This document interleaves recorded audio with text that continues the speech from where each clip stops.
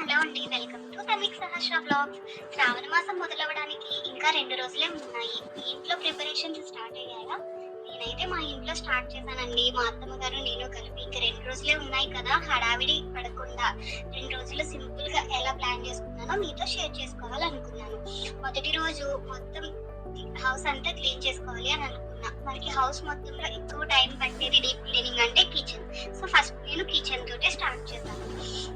ఒక్కొక్కటి ప్లాన్ చేసుకుంటే first kitchen complete అయ్యాక బెడ్రూమ్, హాల్ అలా నేను ప్లాన్ చేసుకున్నాను. ఈజీగా కంప్లీట్ అవుతుంది అని చెప్పి 1 డే మొత్తం ఈ మూడింటికే కేటాయించాను. అండ్ తర్వాత రోజున పూజ గదికి శుభ్రం చేసుకోవాలని చెప్పి ప్లాన్ చేసుకున్నాను. పూజ గది శుభ్రం చేసుకుని పూజ సామాగ్రి మొత్తం ఉన్నాయా లేవా అని చెక్ చేసుకుని పూజకి కావాల్సినవన్నీ కూడా నేను ముందు రోజే ఉంచుకోవాలి అని అనుకుంటాను. అంటే పూజ సామాగ్రి, పువ్వులు, పసుపు, కుంకుమ లాంటివి.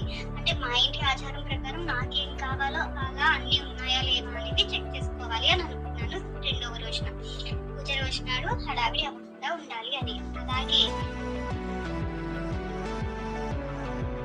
పూజ రోజున వేసుకునే డ్రెస్ కూడా నేను ముందే రెడీ చేసుకుని పక్కన పెట్టుకుంటాను, మార్నింగే హడావిడి అవ్వకుండా ఉండాలని.